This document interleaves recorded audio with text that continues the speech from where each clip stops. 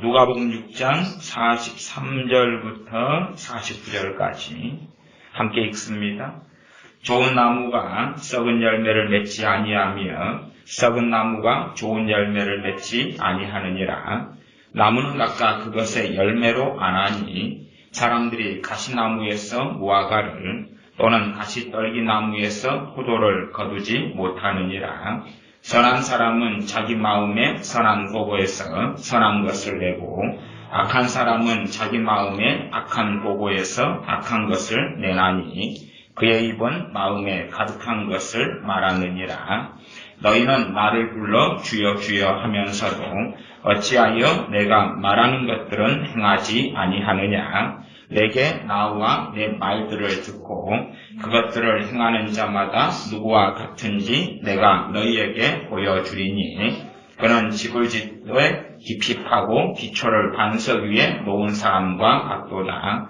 홍수가 나고 물살이 그 집에 세차게 부딪히되 그 집을 흔들지 못하였나니 이는 그것을 반석 위에 세웠기 때문이라. 그러나 듣고도 행하지 아니하는 자는 기초 없이 흙 위에 집을 지은 사람과 같으니 물살이 그 집에 세차게 부딪힘에 집이 곧 무너져 그 집이 크게 파괴되었느니라 하시니라. 아멘. 성경을 들고 나왔는데 킹제임스 흥정역을 들고 나왔는데 번역본 좀 달라서 당황했죠? 저나 여러분이나. 다른 번역본들로 성경을 자주 읽어보는 것은 괜찮습니다. 그래서 여러분들이 여러 번역본을 통해서 내가 성경을 이해하고 있는가 이런 것들을 좀 살펴보셨으면 좋겠습니다.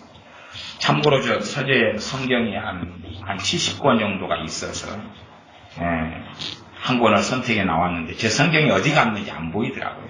그래서 한 권을 선택해 나왔어요. 말씀 요지는 그렇습니다. 46절 이제 이 성경으로 읽고 말하게 되겠는데 46절을 이 흥정역 한글 번역 성경, 물론 저는 킹제임스 성경 번역하는 극단론자들을 옳다고 보지도 않고 틀렸다고 봅니다. 번역 성경 자체는 그렇게 크게 나쁘지 않고 괜찮습니다. 너희는 나를 불러 주여 주여 하면서도 어찌하여 내가 말하는 것들은 행하지 아니하느냐. 어찌하여 내가 말하는 것들은 행하지 아니하느냐. 이게 사실은 우리들의 모양하고 굉장히 성경 말씀하고 비슷하고 유사합니다. 주님께서 말씀하시는 것은 지키지 않고 주님, 주여 주여 주님하고 기도하고 주님하고 예배하고 주님하고 찬양한다 그 말이죠. 그래서 주님께서는 우리가 선한 사람인지 악한 사람인지 그 결과를 열매로 확인하겠다. 그렇게 말씀하신 것이 위에 있는 43절부터 45절까지의 말씀이었습니다. 내가 어떤 사람인지 내가 주님 믿습니다 하는 것으로 신앙의 유무, 믿음의 유무를 판가름하시는 게 아니라 주님의 말씀을 지키는가 그렇지 않는가로 판가름하겠다 그 말입니다. 논리적으로 말씀드리면 내가 예수님을 믿습니다. 무엇을 믿지요? 내가 죄인이고 지옥 가야 하고 하나님의 심판을 받아야 한다는 것을 알고 예수님께서 나의 모든 죄를 위해 십자가에 고난받고 죽으신 것을 믿는다 그 말이에요. 믿음의 내용은 그렇습니다.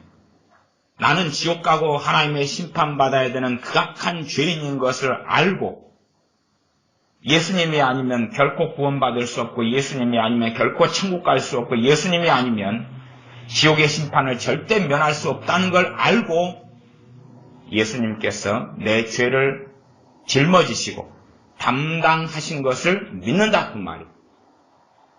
그래서 그 믿음을 가진 사람은 이제 예수님을 사랑하고 예수님을 따라 사는 것은 당연하다 그 말이죠. 그런데 그 믿음을 갖는 사람들이 예수님을 따라 살지도 않고 예수님께서 주님께서 하시는 말씀을 지킬 마음, 지킬 뜻, 지킬 의지도 의사도 없다. 그리고 예배드리고 그리고 찬양하고 그리고 기도한다고 하자.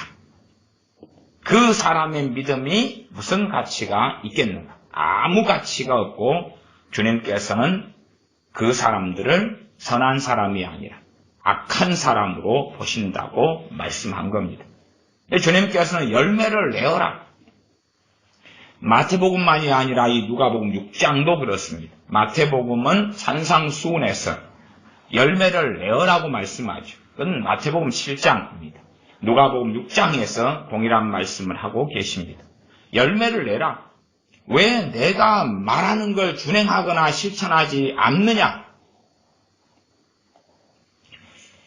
요즘에는 예제로 자녀 교육에 대한 이야기를 간간히 또 끄집어내고 있습니다. 예를 들어 우리가 우리 자녀를 키운다. 그러면 주님의 말씀 중에 핵심은 뭡니까? 일단은 복음에 의하면 내 죄에 대한 주님의 용서가 이루어진 자리가 십자가입니다. 그러면 예수를 믿는 사람은 가장 먼저 배워야 될 것이 뭡니까? 용서하는 것을 배워야 됩니다. 예수를 믿는다는 것은 주 예수님께서 하나님의 심판이 내게 떨어져야 되는데 그분의 십자가로 하나님의 심판을 막으신 거죠. 나에 대한, 우리에 대한 심판을요. 그러면 내 자녀가 둘, 셋이 있는데 자녀가 싸운다고 합시다. 자녀들이 미워하고 형제간에 싸운다고 합시다. 그러면 그 자녀는 구원받는 자녀가 되겠습니까? 안 되겠습니까? 그 자녀는 과연 예수를 믿는 자녀입니까? 안 믿는 자녀입니까? 믿는 자녀가 될 수가 없지요. 그런데 크리스찬 부모들은 형제간에 다투고 싸우는 것을 심각한 일로 여기지 않습니다. 작은 일로 여겨서 애들은 싸우면서 크지, 다투면서 크지, 철들면 바뀌겠지. 그것은 세상 사람이 불신자가 하는 생각과 사고방식이죠. 예수를 믿는다고 하는데 형제간의 용서를 배우지 못하고 서로 싫고 미워한다면 그 자녀는 절대 예수님의 사람이 될 수 없다는 이야기죠. 세상에서도 안 그렇습니까? 한 해 안에 내 빚이 늘어간다. 올해는 빚이 1,000만 원, 내년은 2,000만 원, 내후년은 1억, 그 다음에는 2억, 3억 빚이 늘어가면 이제는 빚에서 해방되어서 빚쟁이가 아니고 내 손에 돈을 가지고 여유롭게 살면서 남을 도와주고 또한 내 가족도 넉넉하게 사는 것이 쉽겠습니까? 어렵겠습니까? 어렵다 그 말이지. 어렵다 그 말. 내 자녀가 어릴 때부터 형제간의 미움과 다툼으로 살아왔는데 그 악이 얼마나 더 번창하고 커졌겠느냐. 나이가 들면. 그게 쉽게 해결되고 해소되겠느냐 그 말이에요. 그래서 이 킹제임스 흠정역 번역 성경으로 제가 45절을 읽어본다면 선한 사람은 자기 마음에 선한 보고에서 선한 것을 내고 자기 마음에 선한 것 그렇게 나왔죠. 우리 개혁성경은 자기 마음에 선한 것에서 선한 보고 창고에서 선한 것을 내고 악한 사람은 자기 마음에 악한 보고에서 악한 것에서 악한 창고에서 악한 쌓은 것에서 악을 낸다. 쌓은 선에서 선을 내고 쌓은 악에서 악을 낸다. 그러면 내 자녀들이 형제간에 미워하고 다투고 살아왔다면 쌓은 악은 얼마나 많겠느냐 그 말이에요. 그런데 그 자녀들이 어떻게 주님의 사람이 되겠느냐 그 말. 아니 빚을 어마어마하게 짊어졌는데 어떻게 빚쟁이가 아니고 새 사람에서 출발하는 자리에서 출발할 수 있겠느냐 그 말이지. 또 우리 자녀가 유치원이나 학교 생활을 하면 우리 자녀들이 얼마나 학교 아이들과 싸우고 또 진지하게 내 자녀들의 입에서 말을 들어보면 누군가를 미워하는 말들을 한다는 것을 알지 않느냐 그 말이죠. 누군가 싸우고 미워하는 것. 물론 내 자녀가 정말로 중심의 마음도 없이 누군가를 용서하는 것은 상당히 곤란해집니다. 용서는 쉬운 게 아니에요. 무턱대고 용서하라고 해버리면 오히려 더 큰일이 날 수도 있어요. 용서는 쉬운 게 아니에요. 그러나 반드시 예수님의 용서를 받는 사람들, 그게 뭡니까? 예수님의 용서를 받는다는 것은 예수를 믿는다는 것이에요. 내 자녀에게 용서를 가르치려면 우리 주 예수님에 대한 믿음을 먼저 가르쳐야 되고 거기에 근거해서 내 자녀들이 용서하는 삶을 살게 해야 한다 그 말이죠. 그렇게 안 하면 내 자녀들의 신앙과 믿음은 헛것이고 거짓말이죠. 대신 자녀들이 용서하는 신용은 할 수 있어요. 그럼 위선자가 되죠. 위선자가. 용서한다. 아무 일이 없는 것처럼. 꼭 우리의 자녀들이 형제간에 많이 싸우면서 엄마 아빠가 나타나면 안 싸운 척, 사이좋은 척, 안 보는 데서는 실컷 싸우고 욕하고. 그러니까 우리 교회 아이들도 그런 일이 많잖아요.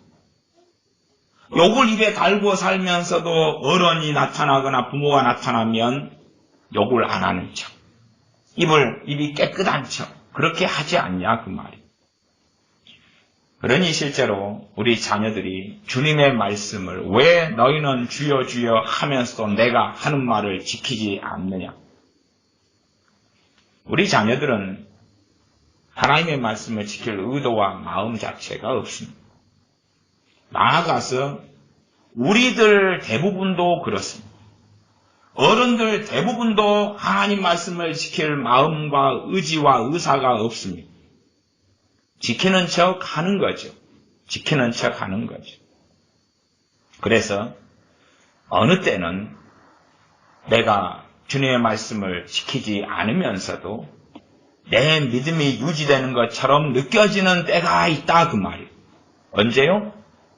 풍랑이 일기 전에, 홍수가 나기 전에, 태풍이 일기 전에는, 환란이 일어나기 전에는, 심각한 고난이 닥치기 전에는 내가 믿음이 있는 것처럼, 다른 말로 하면 삶이 평안할 때, 큰 문제가 없을 때, 그때는 믿음이 있는 것처럼 여겨지는 때를 보낼 수 있다 그 말이에요. 우리 자녀들에게는 그렇지 않겠습니까? 우리가 우리 자녀를 양육하고 키우는데 당연하게 대부분의 부모가 자녀를 보호해주고 온실 속에 키우고 막아주기 때문에 자녀들의 삶 속에 큰 경난과 풍랑과 환란과 고난이 어디 있겠습니까? 그래서 우리 자녀들은 착각하고 생각하지요. 믿음도 없는 주제에 믿음이 있다고. 그리고 이제 조금 지나서 성인이 되어서 20살이 되어서 21살, 2살, 3살 혹은 대학을 나와서 25살, 4살이 되어서 사회에 나가서 풍랑을 만날 때 그가 가지고 있는 주님에 대한 믿음, 하나님에 대한 믿음은 아무것도 아니었다는 것이 증명되고야 만다 그 말이죠. 주님께서 말씀했지 않습니까? 너희에게 이 성경으로 읽어드리면 48절 그는 집을 짓되 깊이 파고 기초를 반석 위에 놓은 사람과 같도다. 홍수가 나고 물살이 그 집에 세차게 부딪히되. 홍수가 난다 그러지. 지금 두 부류의 사람들에게 다 홍수가 납니다. 주님의 말씀을 지키고 산 사람에게도 홍수가 나고 주님의 말씀을 지키지 않고 산 사람들에게도 홍수가 나고. 절대 하나님은 만만하신 분이 아닙니다. 그래서 왜 이 세상에 미혹의 영이 가득하고 미혹이 많고 이단과 사이비도 많은가? 성경은 명확하게 나왔습니다. 하나님께서 사람들을 시험하시려고, 그의 백성을 시험하시려고 이 땅에 미혹을 보내신다라고. 우리는 자녀를 그렇게 교육하지 않습니까? 아무 어려움이 없도록, 아무 문제가 없도록, 아무 고통이 없도록, 최대한 아무 환란이 없도록 자녀를 꽁꽁 싸매서 지키려 그럽니다. 그러나 하나님은 그의 자녀, 그의 백성들을 결코 그렇게 하지 않습니다. 말씀을 지키는 사람들에게는 홍수가 없다. 풍파, 풍랑, 거센 태풍, 폭풍우가 몰아치지 않는다. 말씀을 안 지키는 사람에게는 태풍이 몰아치고 홍수가 나고 창수가 일어난다. 그렇게 말씀하지 않습니다. 다 all person, all people, 모든 사람에게 홍수가 난다. 모든 사람에게 창수가 난다. 모든 사람에게 폭풍우가 몰아친다. 모든 사람에게 고난과 혼란이 찾아온다. 그래서 우리 자녀들이 품 안에 있을 때 첫째는 말씀을 지키는 훈련이 되지 않으면, 말씀에 순종하는 훈련이 되지 않으면 홍수가 몰아치면 믿는 신용을 해왔던 그 모든 것이 한순간에 무너지고 주님께 다시는 돌아오지 못한다는 사실입니다. 다시는 이라는 말이 과장처럼 여겨질지 모르겠어요. 한 번, 두 번쯤은 주님을 찾을 수 있을지도 모르겠다 그 말. 그러나 극소수만 돌아오고 대다수는 떠나갑니다. 제가 항상 말씀드렸잖아요. 극소수가 돌아올 때 그의 2배, 3배 되는 사람은 떠난다고. 5명이 예배당 안에 남아있으면 거기에서 1명이 돌아와서 6명이 되는 게 아니라 1명이 돌아올 때 안에 있는 2명이 떠나가서 총합이 6이 아니라 4명이 된다는 사실을. 예배당 안에 10명이 있으면 밖에 2명이 돌아온다 그 말이에요. 그래서 총합이 10 더하기 2, 12이 되는 게 아니라 2명이 돌아오면 안에 있는 10명 가운데 5명이 나가버리고, 그래서 5명 더하기 돌아온 2명, 7명이 된다 그 말이에요. 밖에서 누가 다시 주님을 영접하고 믿고 고난과 환난을 통해서 돌아올 수 있는데 안에 있는 사람은 그의 배수 이상이 나가버리는 것이. 그것은 한국교회나 미국교회나 유럽교회나 다 입증된 것 아닙니까? 지금도 다 확인할 수 있는 거지. 거기에 어떤 사람들의 환상에 빠져서 부흥이 온다네. 부흥이 온다네. 그런 미치광이 소리에 빠지면 자녀 교육할 필요 있습니까? 없습니까? 없지요? 아니, 부흥이 오면 내 자녀들이 다 구원받고 성령 충만한 사람이 되고, 그러면 성경이 그렇게 기록해 놨을 거예요. 부흥이 오기만을 기도해라. 그러면 너희들이 20년간 자녀를 품 안에 끌어안고 말씀대로 양육하려는 그 수고를 하지 않아도 한순간에 다 모든 문제가 해결될 테니까. 정말 성령 충만만 받아버리면, 정말로 하나님의 큰 은혜만 받아버리면 우리가 다 변화되냐 그 말이에요. 우리가 다 그렇게 변화된다면, 부흥의 동안에 있었던 한 사람을 제가 증인으로 세우겠는데, 그 사람은 마가의 다락방의 그 집 아들인 마가입니다. 그 집 아들인 마가. 그 마가가 나중에는 마가복음을 기록하게 되었지만, 그가 맨 처음에 사도 바울과 바나바와 전도 여행을 떠났을 때에 그는 사도 바나바의 조카였는데, 마가의 다락방 그 집 아들, 120명에게 성령이 임한 그 집 아들, 통사자였던 마가인데 1차 복음을 전하는 전도 여행에서 힘들다고 도망가 버리지 않았느냐 그 말.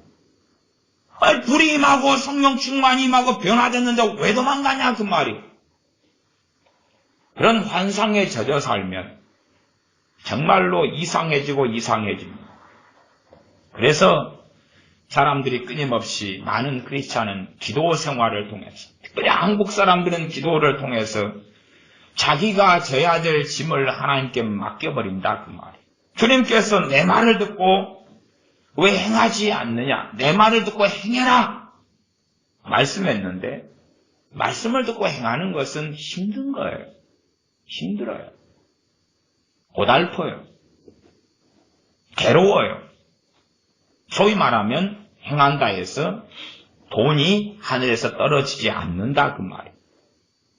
내가 말씀을 듣고 행한다 해서 뭔가의 유익을 바라는 이 땅의 세계에서 내가 말씀을 듣고 행했더니 이 땅에서는 부모가 용돈 10,000원을 준다든지 100,000원을 준다든지 아니면 10,000원 내가 말씀을 듣고 하나를 행했더니 내 성적이 80점이 나와야 되는데 90점이 나온다든지 중소기업 들어갈 실력밖에 안 되는데 대기업에 들어가도록 하나님이 해준다든지 그렇지 않다 그 말이에요.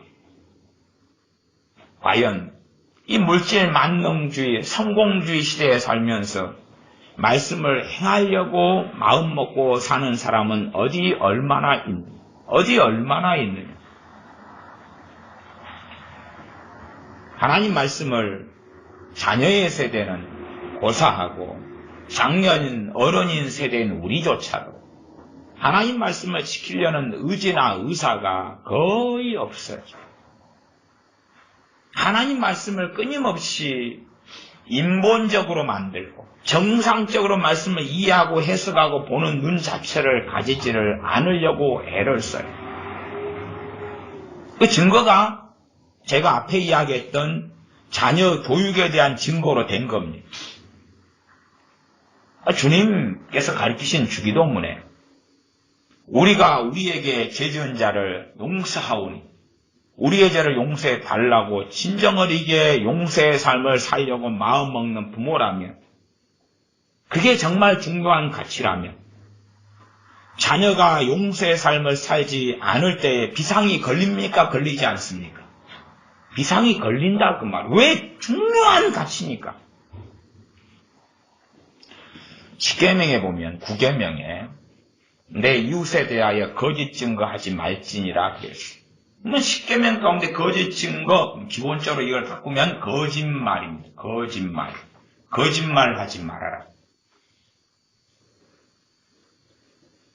그 말씀이 윤리가 아니라 진리라면, 그 말씀이 윤리가 아니라 지켜도 되고 지키지 않아도 되고가 아니라, 그러면 그게 정말로 중요하다면 어른인 우리는 거짓말하지 않고 사는데 투쟁하고 발버둥을 치고 나아가서 어른 돼서 거짓말을 안 하려고 하는 발버둥보다 훨씬 더 쉬운 복과 은혜는 내 자녀가 어리면 어릴수록 거짓말하는 습관과 버릇을 정돈해 주는 것이 어른 되어서 거짓말하는 이 죄성과 싸우는 싸움보다 10배, 100배가 쉬워지는 것을 알기 때문에 내 자녀의 거짓말하는 것을 반드시 때려잡는다 그 말이에요. 그러나 거짓말이 얼마나 심각한지를 모르기 때문에 다시 말하면 하나님 말씀에 거짓말하지 말라는 말씀이 너무나 가볍고 경홀하기 때문에 내 자녀가 어릴 때부터 거짓말에도 심각하게 눈에 보면서도 생각하지 않는다 그런 말이에요.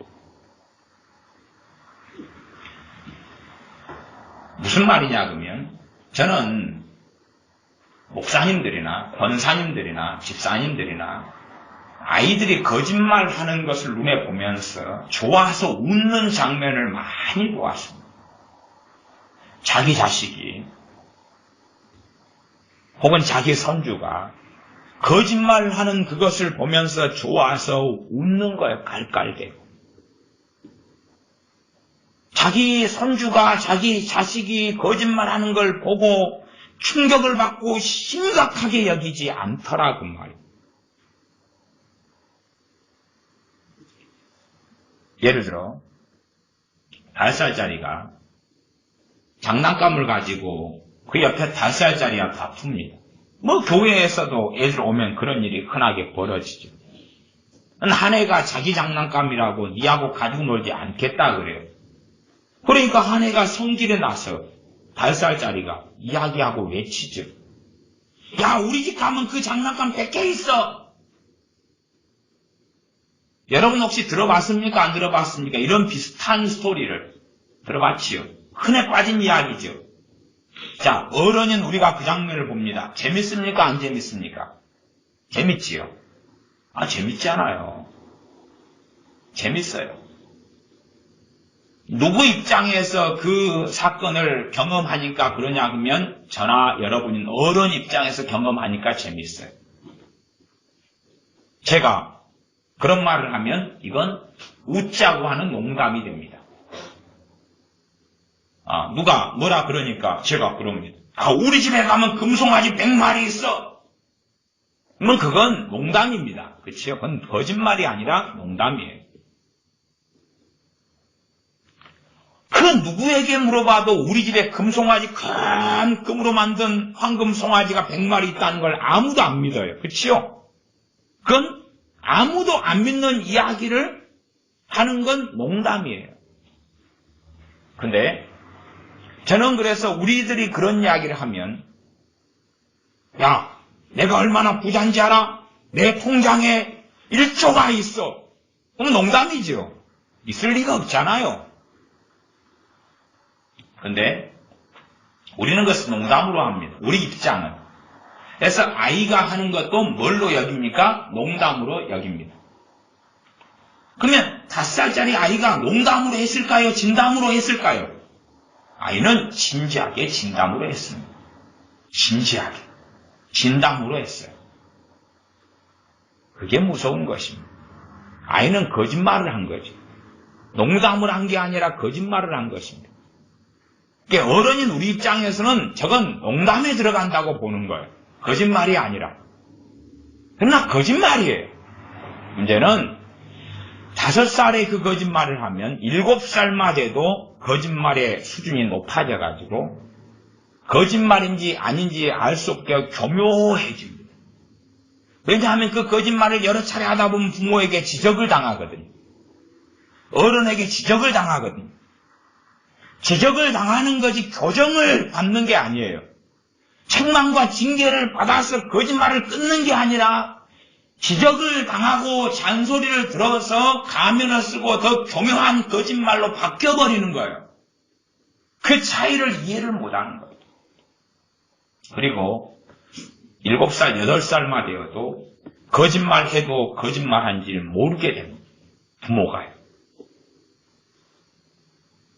사실은 제가 특수한 아이들에 대한 이야기를 한 것이 아닙니다. 우리 아이들, 일반적인 자녀들에 대한 이야기를 하고 있는 거지 10명이 어쩌다가 하나 있는 이야기가 아니라 10명이 가지고 있는 이야기를 하고 있는 거예요. 근데 왜 내 자녀가 버젓이 거짓말을 함에도 불구하고 그게 심각하지 않느냐? 우리에게는 우리의 정말 중요한 가치가, 우리의 정말 중요한 목표가, 우리가 정말로 중요하게 여기는 것이 주님의 하나님의 말씀대로 순종하는 것이 아니기 때문에 그렇다고 말해요. 누가 누구를 비난하고 정죄해요. 그러면 산상수훈이나 이 누가복음 말씀이나 비난하지 말라, 비판하지 말라, 판단하지 말라, 헤아리지 말라. 그 말씀을 듣는다 그 말이에요. 우리가 어떤 잘못된 것에 대해서 비판 자체가 다 죄는 아닙니다. 그러면 세상에서 살지 못할 것이고 잘못된 것, 옳고 틀린 걸 분별하지 못할 테니까 말이 안 돼요. 우리는 판단할 때가 있고 비판할 때가 있고 비난할 때가 있는 건 당연한 거예요. 우리가 하는 모든 비난이나 모든 판단이 죄인 게 아니에요. 그래서 본거 전서 같은 말씀에는 왜 그리스도인인 너희가, 교회인 너희가 제대로 판단하지 못해서 본독교회를 이 지경에 시궁창으로 만들었느냐. 이러이러한 자들을 판단해서 추방을 시켜야 될 거 아니냐. 이러이러한 자는 악한 자들이기 때문에 쫓아내버렸어야 되는데 그 정도도 못해가지고 이렇게 교회를 시궁창으로 만들었느냐. 그 말씀이 고린도전서에 있는 핵심 말씀 중에 하나다 그 말이에요. 그래서 정상적으로 판단하지 말라, 비판하지 말라, 헤아리지 말라 하는 말씀들을 가지고 내가 살아보면 어느 것은 주님께서 하지 말라는 것에 해당되는 범죄가 되고 윤리가 아니에요. 말씀에 순종하지 않은 범죄가 되는 거죠. 범죄가 되면 하나님과의 관계가 좋습니까? 안 좋습니까? 안 좋다 그 말이에요. 부모가 자녀를 사랑하지만 자녀가 도둑질하고 들어왔어. 그게 현장에 잡혔으면 부모하고 사이가 좋아집니까? 나빠집니까? 나빠지는 거 아닙니까? 사랑하지만 사이가 나빠지지 않나요? 자식이 친구를 때려가지고 이빨을 3개를 부러뜨리고 왔어요. 그래놓고도 엄마, 아빠, 부모와의 관계가 그 사랑이 그대로 유지되고 관계가 좋을 걸로 생각하면 미치광이 자녀 아니냐 그 말이에요. 그러니까 우리 크리스찬의 많은 사람들은 죄를 밥 먹듯이 하면서도 하나님은 나를 사랑해. 언제까지나 나를 받아들이고 용납하시니까 관계가 좋을 거라고 착각하는데 우리가 범죄하고 죄를 지을 때마다 하나님과의 관계는 절대 좋을 수 없다는 사실이죠. 아니 어떻게 상식의 세계에서 살아가는 사람이 그 정도 이해력도 없으면 되겠냐 그 말이에요. 우리가 키우는 개라도 지나가는 사람을 물어뜯어서 치료비가 1000만 원이 나오게 만들었다. 그러면 그 개가 아무리 내가 좋아하고 사랑하는 우리 집 똥강아지라도 가만 놔둘 수 있어요? 없어요? 계속 사랑할 수 있어요? 그럴 수 없는 거 아니냐 그 말이에요. 내 자식이 사람을 칼로 찔러 죽이고 들어와서 이제 경찰이 출동해 잡으러 가는데 그 자식이 너무 사랑스러워서 끌어안으면서 이쁘다 내 아들아. 그러면 미치광이 부모가 되는 거죠. 하나님은 그런 아버지 하나님이 아닙니다. 그래서 우리가 하나님 말씀을 준행하지 않고 불순종하고 말씀을 어길 때마다 하나님과의 관계는 아주 안 좋아져요. 그러니까 왜 많은 사람들의 믿음과 신앙이 이상하게 되고 변질되고 왜곡되고 잘못되고 그러느냐? 말씀을 안 지키면, 말씀에 순종하지 않으면 그게 죄고 윤리가 아니라 죄예요. 윤리가 아니라. 하나님 말씀은 윤리가 아닙니다. 윤리는 뭡니까? 소위 말하면 요즘에 윤리를 뭘로 이름을 바꾸냐면 풍성. 윤리. 인내를 온전히 이루라 그랬다고 합시다. 자, 그럼 인내를 온전히 이루지 않으면 죄입니까? 죄가 아닙니까? 죄입니다. 그러면 세상에서는 인내를 온전히 이루지 않았다. 인내심을 충분히 갖추지 않았다. 그럼 세상에서는 그것이 죄입니까? 죄가 아닙니까? 죄가 아니다 그 말이에요. 세상 법은 오히려 화끈하다. 그럴 수도 있다 그 말이에요. 인내를 온전히 이루라. 근다에서 항상 모든 일에 그냥 참고 살면 돼요? 안 돼요? 안 돼요. 아니 항상 모든 일에 참고 살면 다윗 왕이 왜 전쟁을 합니까? 모든 일에 항상 참고 살면 왜 모세가 레위 지파에게 칼을 들어서 만나는 형제 가족이라도 아껴보지 말고 다 죽여버리라 그래서 그날은 몇천 명을 죽여버립니까? 항상 참고 사는 게 맞으면 아론의 손자 비느하스가 단창을 들고 천막에 들어가 미디안 여인과 이스라엘 백성을 단창으로 치겨서 왜 죽여버립니까? 항상 참고 사는 게 맞으면 다윗이 물맷돌 들어서 골리앗을 왜 쳐 죽입니까? 가서 사랑하는 골리앗이여 배가 고프면 밥을 주마. 골리앗이여 원하는 게 무엇인가? 이 골리앗이 너가 이스라엘을 멸망시켜버리는 거다. 멸망시켜라. 북한과 평화를 원하는 종자들이 많습니다. 하나됨을 원하는 종자들이 많습니다. 김정은이여 무엇을 원하는가? 너희들의 돈을 원한다. 내놓아라. 터주기 좋아하는 인간. 악종들, 악인하고 김정은이 같은 악인하고 교화하고 하나 되고 타협하고 통합하고 평화롭게 지내기를 원하는 악종들. 그런 미치광이 목사들. 그런 NCCK 목사들, 그런 한국교회 50% 이상, 아마 70%가 되는, 최소한은 자기 이름을 교단에 빌려주어서 그 짓거리를 하는 한국교회의 최소한 50% 이상의 미치광이 목사들. 그게 대한민국 교회입니다. 그래서 어떤 사람은 자기가 대한민국 교회에 대해서 굉장히 많이 아는 것처럼 생각하면서 어이 손 목사님 당신은 한국교회에 대해서 너무 비판적입니다. 너무 비판적입니다. 저나 우리 교회가 깨끗하고 거룩하고 한국교회는 너무 지저분하다고 이야기하지 않습니다. 우리가 같은 종류의 사람일 뿐이지요. 같은 사람일 뿐이에요. 같은 교회일 뿐이에요. 그러나 더 교회에서 벗어나려고, 그러나 더 말씀대로 살려고 발버둥 치지 않은 이야기지.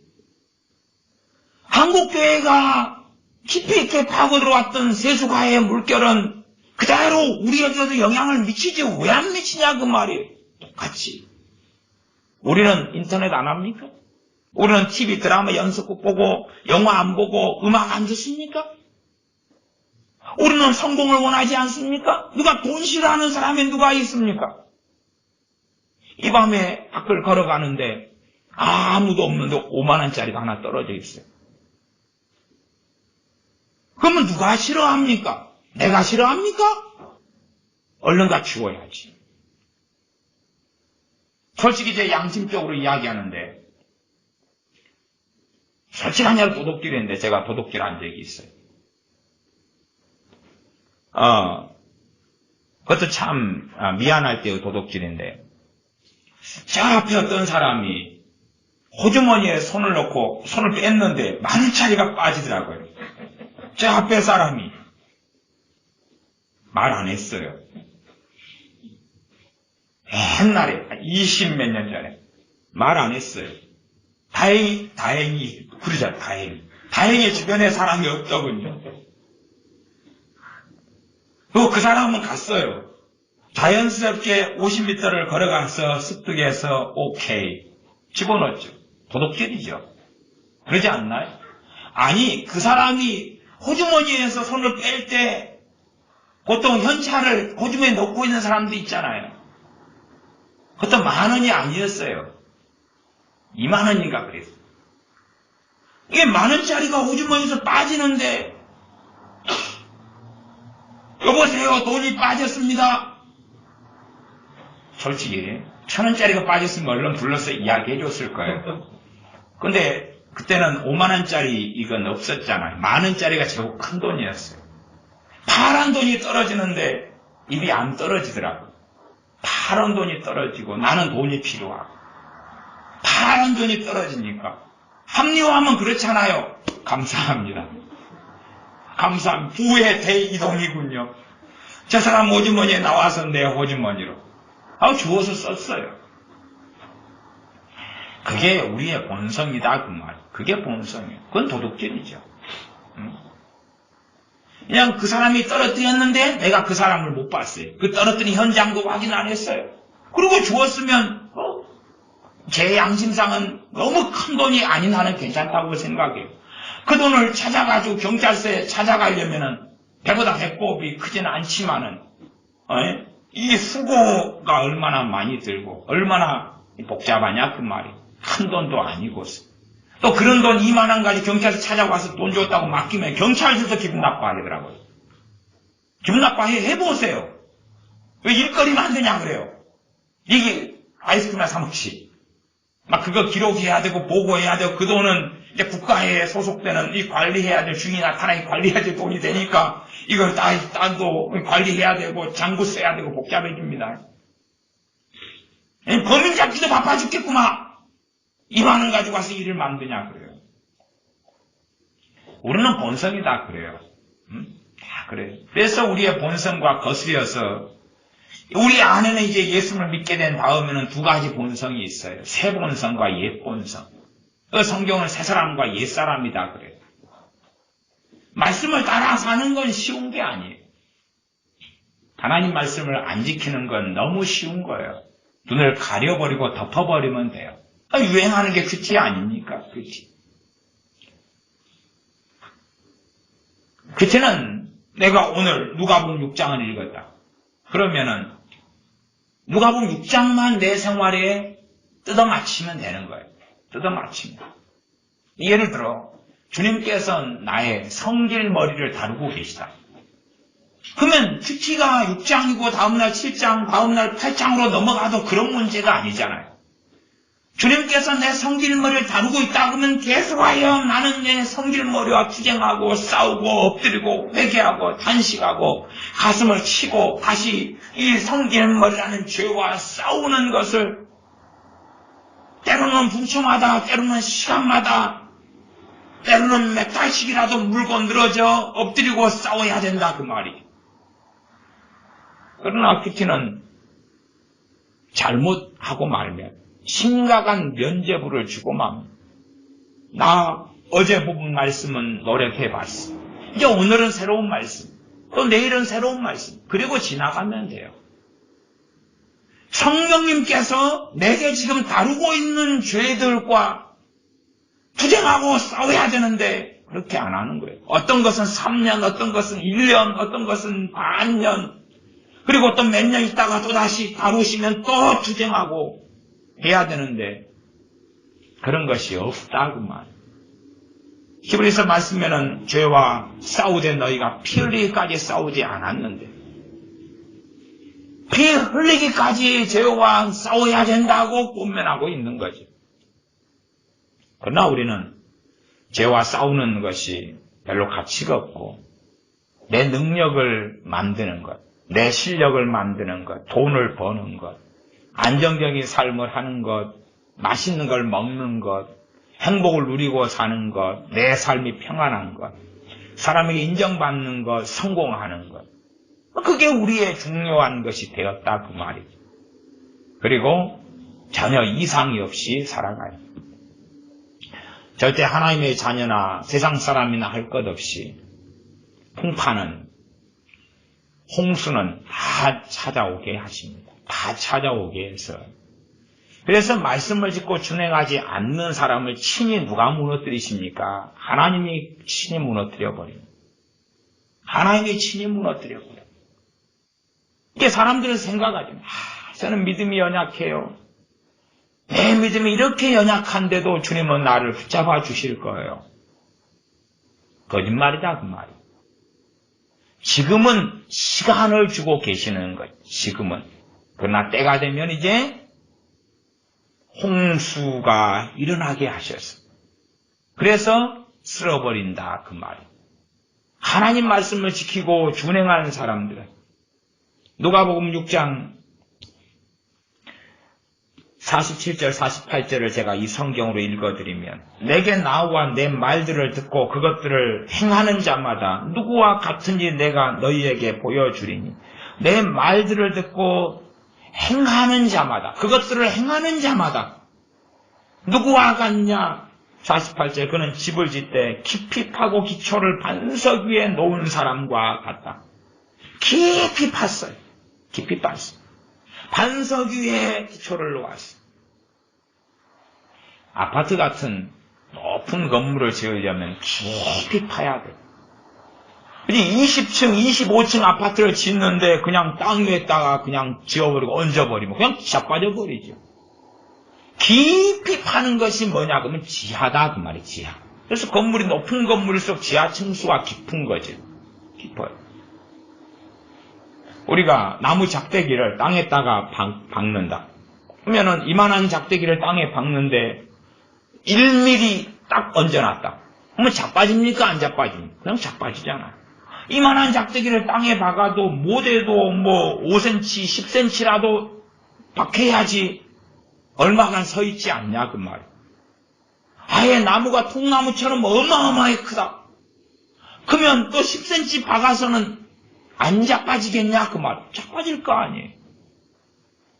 기초를 파고 반석 위에 집을 지은 사람과 같다.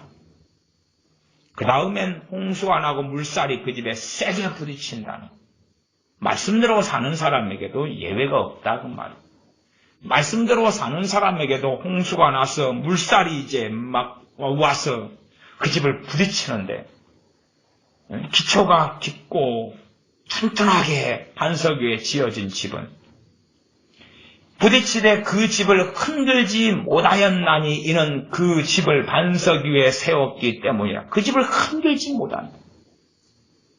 피해는 얼마간 있겠지. 그지요? 그 집 땅을 좀 팔 수도 있고 부딪히니까 막 그 안에 있는 홍수 흙탕물이 집에 좀 들어올 수도 있고 1층 가구가 물에 잠길 수도 있고 그러지요. 그러나 그 집은 멀쩡한 거예요. 그 다음에 이제 청소하고 좀 치우고 일은 많아요.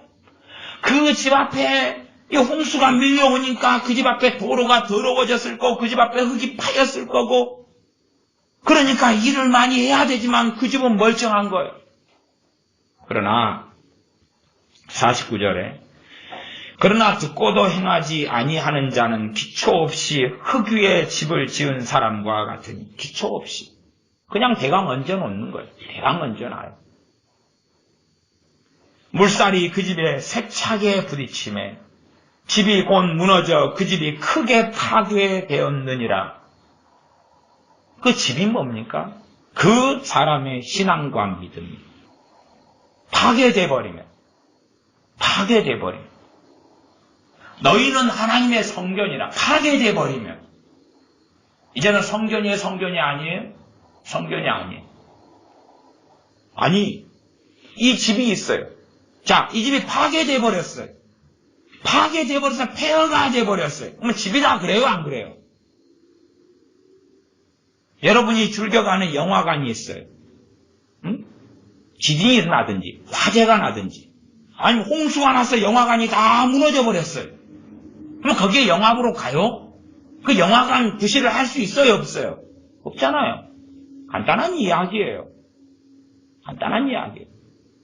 파괴돼 버리면 더 이상 그리스도인이 아니다 그 말이에요. 더 이상 하나님의 자녀가 아니다 그 말이에요. 아니 다리가 홍수가 나서 무너져 버렸는데 이제 사람이 건너갈 수 있어요? 다리 구실을 할 수 있어요? 없잖아요. 다시 짓기 전까지는. 다시 재건하기 전까지는. 그래서 우리가 평안할 때 하나님 말씀을 듣고 순종하고 준행하는 것이 주님 말씀하시는 것이 땅을 깊이 파고 반석 위에 집을 짓는 것과 같다고 비유로 설명해 주시는 거예요. 그러나 평안의 시기에 아무 일이 없어요. 평안의 시기에 아무 일이 없어요. 어른들이든 자녀들이든 비슷한 경험들을 하고 살아요. 비슷한 경험들. 뭐냐 그러면 유치원을 다녀요. 유치원을 5살에 다녔어. 뭐 초등학교 입학할 때 7살까지 다닌다. 유치원 가서 뭘 배우죠? 한글, 그치요? 한글, 숫자. 요즘에는 또 영어 알파벳 이런 거. 응? 좀 그림 그리는 거. 아니면 친구들하고 사이좋게 지내는 거. 뭐 그런 것일 수 있어요. 근데 기본적으로 한글, 숫자 이런 거죠. 그러면 그것을 제대로 안 배웠다 해서 당장 큰일이 벌어져요? 안 벌어져요? 안 벌어져요. 그리고 초등학교로 가요. 근데 한글을 제대로 못 배운 아이는 적응이 빠릅니까? 늦습니까? 공부하기가 쉽습니까? 어렵습니까? 어려워요. 그리고 초등학교 1학년부터 6학년까지 보내요. 그러나 당장 큰일은 벌어집니까? 안 벌어집니까? 안 벌어지잖아요. 안 벌어져요. 왜 6학년까지 아이를 엄마 아빠가 잘 꽁꽁 싸매고 있고 먹을 거 주고 입을 거 주고 아직 세상에 나가기 전이잖아요. 아직 책임을 지고 자기 인생을 아직은 제대로 살기 전이니까 공부를 못해도 괜찮아. 성질이 더러워도 나빠도 큰 문제 없고 당장. 중학교 3학년을 보내요. 공부를 못한다 해서 문제는 벌어지지만 아직 인생살이에 큰 타격은 없잖아요. 그렇지 않냐고 말이에요. 그러나 이제 언제까지나 그럴 거냐 그 말이에요. 언제까지.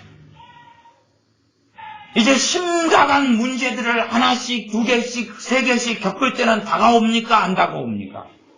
다가온다 그 말. 다가온다 그 말. 영어나 수학이나 공부만을 가지고 이야기하는 게 아니에요. 공부만을 가지고. 세상 삶으로 비유한다 그랬을 때에 공부 잘한다 해서 성공하는 인생을 사는 건 아니에요. 물론 저는 비유로 이야기하는 거기 때문에 성공하는 인생이 우리 삶의 가치에 정말 중요하다. 중요해요. 그러나 우리 그리스도인들 예수를 믿는 사람에게 그것보다 100배, 1000배, 10,000배 중요한 가치들이 훨씬 많다는 사실이에요. 세상 사람에게는 그것이 가장 중요한 것이고 자기 행복이 가장 중요한 거지만 우리에게도 행복은 중요해요. 우리에게도 돈이 중요하고 성공이 중요해요. 그러나 우리는 그보다 중요한 것들이 너무 많다는 사실. 그래서 순위가 밀리는 거예요. 순위가 밀려요.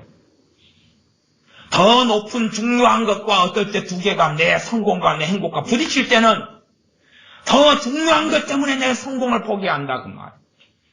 더 중요한 것 때문에 회사의 승진을 포기한다 그 말. 더 중요한 것 때문에 돈을 포기한다 그 말이에요. 돈이 다 좋은데. 그러나 세상 사람은 자기 행복, 자기 만족, 자기 평안, 자기 쾌락, 자기 돈, 자기 인정받는 것. 그런 게 최고 중요해요. 자기 소유물.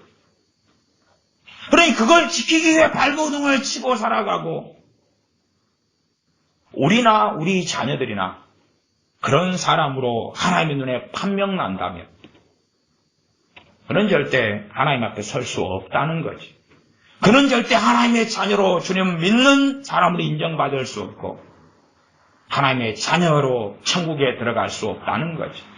영원한 멸망과 지옥만이 기다리고 있다는 사실. 그래서 우리 자녀가 혹은 우리가 무엇이 중요한가? 나에게 무엇이 중요한 가치인가? 확인하면 내가 진짜 하나님의 자녀인가 그렇지 않은가는 드러나는 거예요. 내게 무엇이 중요한가? 내가 무엇이 중요한가? 그래서 우리 자녀를 정말로 하나님의 말씀을 가지고 사는 부모라면 내 자녀가 중요하게 여기는 가치가 뭔가를 확인을 해봐야 되죠. 내 자녀를 하나님의 자녀, 구원받는 천국 백성으로 키우려고 한다면 내 자녀가 뭐가 중요한가를 확인해보고 정말로 중요한 말씀의 가치들이 그 안에 있도록 부모는 발버둥을 쳐야 되죠. 언제부터요? 아이가 어릴 때부터. 아이가 어릴 때부터. 1살, 2살, 3살, 4살, 5살 때부터.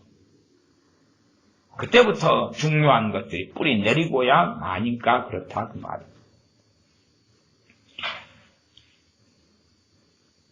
좀 말씀 위로 올라가서 누가복음 6장 41절로 가면 너는 어찌하여 내 형제의 눈 속에 있는 티는 보면서 내 눈 속에 있는 들보는 깨닫지 못하느냐. 들보는 기둥을 이야기합니다. 기둥. 눈 속에가 저만한 기둥이 있다. 저 기둥을 저 기둥이에요. 이걸 건축 용어상으로는 하시라라 그러는 저 기둥이에요. 저 안에가 철근들이 들어가 있어서 이 건물을 받치는 기둥이에요. 이 기둥이 몇 개가 있죠? 근데 저 기둥이 눈 속에 있다. 얼마나 눈이 큰지 고래 눈만 할까요? 눈에 티가 있는 것하고 저 기둥, 옛날 집 지을 때 있는 기둥 이런 것처럼 기둥이 있다. 기둥은 나무로, 튼튼하고 큰 나무로 기둥을 만들지. 과거에는. 근데 티가 있는 것과 기둥이 있는 거다. 그러면 우리가 형제의 눈에 티가 있는 걸 발견하고 빼줄 수 있다고 말이에요. 그것을 다른 말로 판단한다, 비판한다, 헤아린다. 근데 그렇게 하면서 나를 살펴야 되죠. 근데 주님께서는 내 눈에는 기둥이 있다, 내 눈에는 들보가 있다고 이야기하시는 거예요. 그러나 사람들은 남의 잘못은 크게 보이고 잘 보이지만 내 잘못은 잘 보이지 않는 경향성이 있어. 내 잘못, 내 문제는 잘 보이지 않아요. 다른 사람 잘못을 극대화하고 크게 보여서 다른 사람 잘못을 지적하고 문제 삼기 쉬운데 내 잘못을 제대로 보지 않아서 쉽게 판단하고 비난하고 정죄하기 쉽다고 말이에요. 이 포괄적인 말씀이었습니다.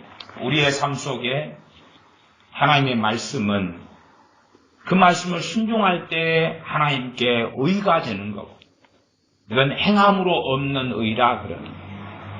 믿음으로 없는 의와 행함으로 없는 의가 있고 아브라함은 두 가지를 다 가진 사람이었어요. 믿음으로 구원받아. 그러나 우리가 순종이 있고 말씀을 행함이 있을 때에 우리의 믿음은 견고하게 되어져서 털을 파고 깊이 있게 땅을 파고 반석 위에 집을 지은 사람이 돼서 어느 땐가는 반드시 우리의 인생과 삶 속에 하나님께서는 홍수를 허락하시고 혹은 나아가 친히 홍수를 보내신다는 사실이고 그래서 무너지느냐 무너지지 않느냐를 확인하시지. 그러지 안 무너지려고 어찌어찌 유지해가지고 말하자면 그런 집 있잖아요. 그냥 대강 얼기설기 얽혀놓은 과거의 빈민촌에서 있던 그런 오두막 같은 집. 바람만 좀 불면 넘어져 버릴 것 같은 집. 그런 집을 세워놨는데 하나님께서 안 무너지게 하려고 이리 막고 저리 막고 저리 막고 저리 막아가지고 안 무너지는 상태에서 너는 이제 집이 안 무너졌으니 너 믿음을 잘 지켰도다. 천국으로 이제는 들어와라 하고 충성된 종아. 그러시지 않는다는 사실. 그렇게 하나님을 이해하면 안 된다 그 말이에요.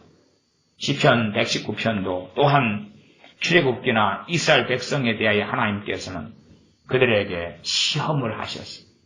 그들이 정말로 하나님을 경외하느냐 그렇지 않느냐를 확인하셨다 그런 것처럼 우리의 삶에도 우리의 믿음이 진짠가 가짠가 정말 하나님을 사랑하는가 그렇지 않는가에 대한 시험이 우리의 삶 속에는 다가오고 필연적으로 있게 되는데 우리가 평안의 때에 말씀을 순종하는 것만이 말씀을 지키고 준행하고 따르는 수고, 따르는 애씀, 따르는 전쟁, 따르는 다툼들이 필요하다 그 말이에요.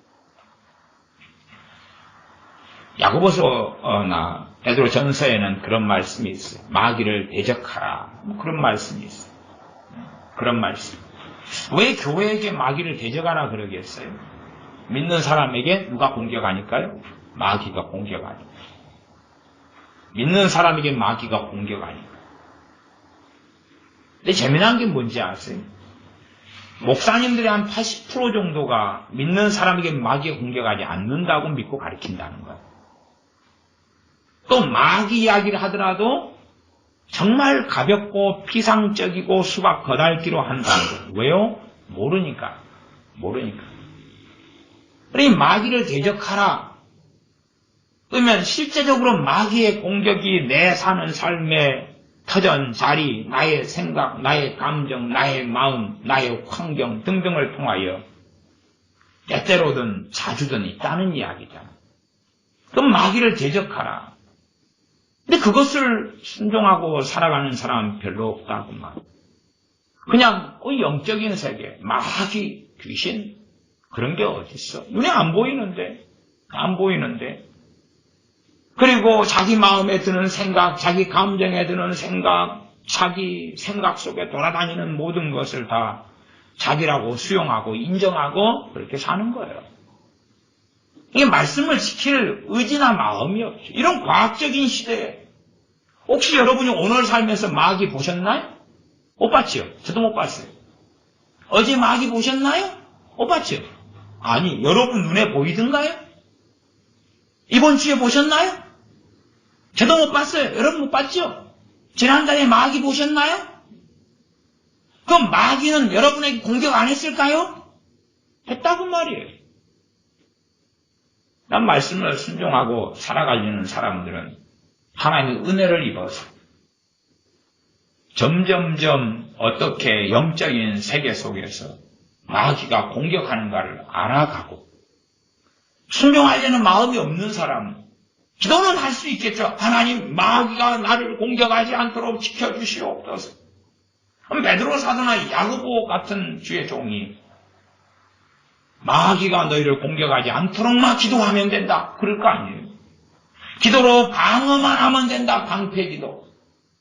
그렇지 않다고 말이에요. 그래서 믿음의 방패를 들고 악한 자 마귀가 쏘는 화전 불화살을 막아라. 라고 에베소서에 하나님의 전신갑주를 입으라 취하라라고 나와 있는 거죠. 이게 말씀을 내가 순종을 하나씩 해나가는 그 싸움을 싸울 때에 우리는 첫째는 하나님과 가까워지고 하나님과 가까워지고 우리의 믿음은 튼튼해지고 강건해진다 그 말입니다. 비유만 하나 하고 말씀을 마치겠습니다. 예전에 아이들과 함께 등산을 많이 다녔잖아요. 등산을 맨 처음에 갈 때는 어땠나요?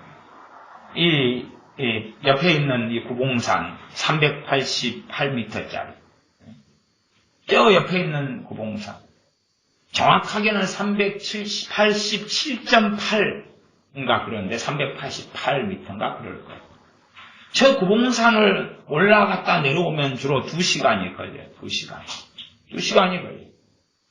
그러면 이제 우리가 올라갔다 내려오면 뭘 확인할 수 있어요? 우리의 인내심, 우리의 체력 등등 많은 걸 확인할 수 있어요. 또 인생을 살다 보면 내가 하고 싶은 일만 하고 살아요? 안 그래요? 안 그러죠. 그러니까 내 안에 있는 이 저항감, 내 안에 있는 불순종하고자 하는 마음, 내 안에 있는 하고 싶은 것만 하고 하기 싫은 건 하기 싫은 이 동물적인 본성으로 살아가느냐 그런 걸 많이 확인할 수 있는 것 중에 하나예요. 이 엄마가 되어서 애들 빨래하고 밥 해주지만 혹시 그런 분이 있는가 봐봅시다. 여러분 가정주부 생활을 하시는 엄마들에게는 애들 밥을 해주고 반찬 해주는데 너무 행복하다. 막 밥을 해주고 반찬을 해주고 싶은 막 너무 강렬한 막 기쁨이 찾아온다. 자주 하기 싫은 걸 이기고 하지요. 자녀들 빨래를 해주고 남편 빨래 해주고 다림질 해주는 게 너무 행복하고 좋다. 안 그러지요? 하기 싫은 걸 이기고 하지요. 해야 되니까. 책임과 의무니까. 그러면 산을 저걸 올라간다 그럴 때 과거에 우리가 다 경험했잖아요. 2시간을 올라갔다 내려올 때 한 20분만 올라가도 처음에는 너무 힘들어했다 그 말이에요. 다들. 응? 아이들 다들 힘들어했잖아.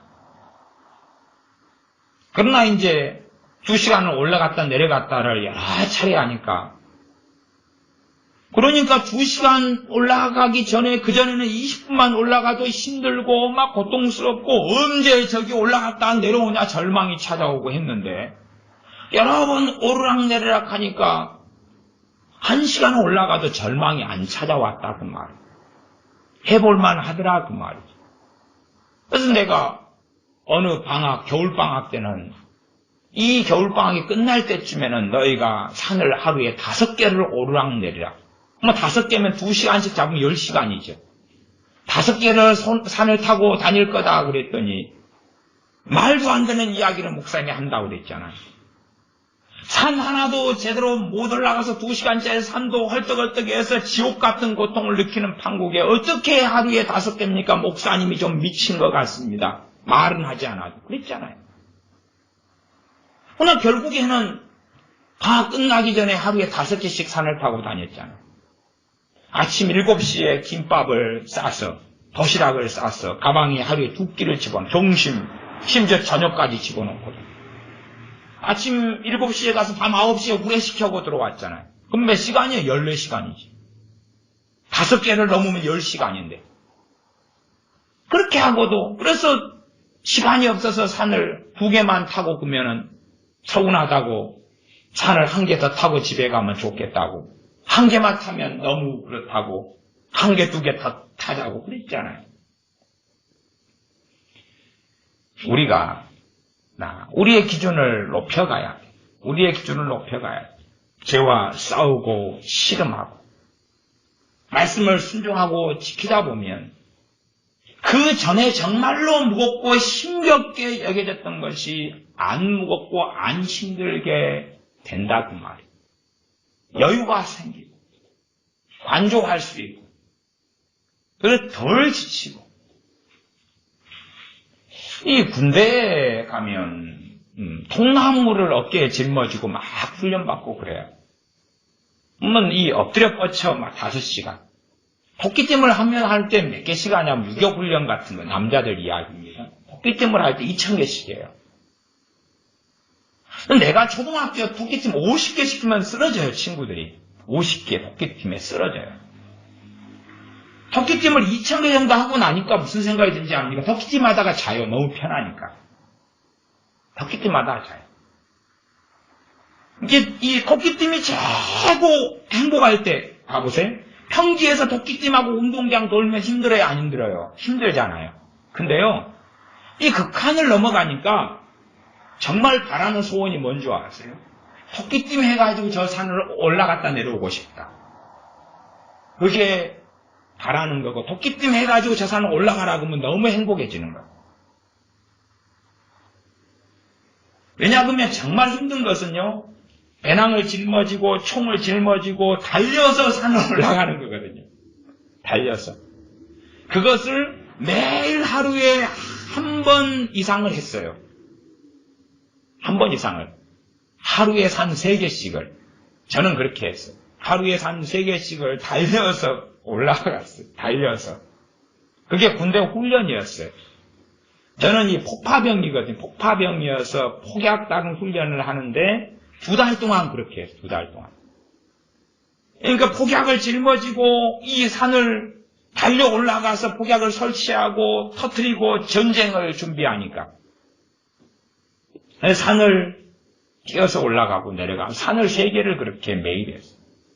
근데 마지막 산은 너무 힘들어요. 왜? 산 경사 자체가 그 산을 넘어가는 그것을 무슨 산이냐 그러면 그 고개를 할딱고개라고 그래요. 할딱고개. 혹은 땡치리 고개라고 그래요. 왜냐 그러면 혀가 밖으로 5cm, 10cm씩 나와요. 근데 그걸 안 하면 나 혼자만이 아니라 함께 있는 병사들이 단체 책임을 지고 문제가 다 생겨요. 그러니까 혀가 막 밖으로 나오더라도 달려가는데 그 경사가 70도, 80도. 90도는 이거 아닙니까? 절벽이죠. 그러면 이 정도 경사예요. 다른 산을 올라가면 이 정도 경사니까 해볼 만해. 이 정도 경사에서 올라가니까 몸에 한참 체력이 소진돼도 다시 돌아오는 시간이 있거든. 그러나 이 경사가 이게 70도, 80도가 돼버리면 전혀 몸이 회복을 못해요. 그게 너무 힘든 거예요. 근데 그것을 토끼띠으로 올라가. 그러면 토끼띠으로 올라가니 달려서 올라가는 것보다 5배가 쉽거든요. 근데 행복한 거예요. 너무 행복해. 더군다나 더 좋은 건 오리걸음으로 올라가. 토끼띠도 아니고 오리걸음으로 올라가. 그러면 행복이 그게 이르는 거예요. 우리가 하나님 말씀을 가지고 싸우다 보면 우리는 강해져 갑니다. 강해져 가고 말씀을 지키고 살아가다 보면 훨씬 강해져 가요. 그리고 어지간한 환란이나 고난이 찾아와도 별로 힘들지 않게 넘어갈 수 있어요. 그러나 온실안의 화초로 살아간다. 다시 말하면 말씀을 가지고 싸우고 말씀을 가지고 준행하지 않는다. 말씀을 가지고 싸우고 살아가도 복이 오는 게 아니에요. 성공이 오는 게 아니에요. 돈이 오는 게 아니에요.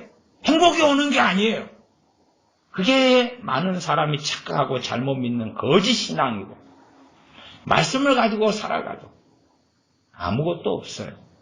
대신 하나님과의 관계는 좋아지. 그거 하나. 환란이 안 찾아온다. 로또 복권이 당첨된다. 그런 거 없어요. 주님 앞에 섰을 때 착하고 충성된 종아 하는 칭찬을 받을 수 있을 거예요. 그러나 현실 세계 속에서는 우리의 기준과 우선순위가 이 물질 세계에 대한 거라면 실망밖에 할 수 없을 거예요. 그러나 하나님 말씀에서 이야기하는 최고의 가치들이 우리의 우선순위가 되어 있다면 말씀을 가지고 순종하고 준행하고 싸우고 죄를 끊고 의롭게 살아가려는 우리의 수고와 노력은 정말로 주님 앞에 복된 걸음이 될 겁니다. 기도하겠습니다. 아버지 하나님, 말씀을 듣고 준행하는 삶에 우리는 무관심합니다. 나아가서 하나님 말씀을 가볍게 만들어서 윤리 교과서처럼 만들어 편하게 하려는 것이 우리 안에 많이 있어서 성령님께서 우리 안에서 죄에 대하여, 의에 대하여, 심판에 대하여 알리시는 사역을 제대로 받을 수 없는, 또 하지 않는 그런 사람들은 우리가 되고야 맙니다. 우리의 기준에 그 어떤 것들보다 하나님 말씀대로 살아가는 말씀의 기준이 우리에게 가장 중요한 가치가 되게 하시고 언젠가는 우리의 삶 속에 홍수가 찾아올 터인데 말씀을 듣고 준행하여 땅을 깊이 파고 반석 위에 집을 짓는 사람들이 되게 하여 주시옵소서. 그래 홍수가 나서 물결이 우리가 지은 집에 거세게 부딪히지만 무너지지 않는 그러한 집을 짓는 사람들이 되게 은혜를 주시옵소서. 우리 주 예수님의 이름으로 기도하옵나이다. 아멘. 함께 기도하겠습니다.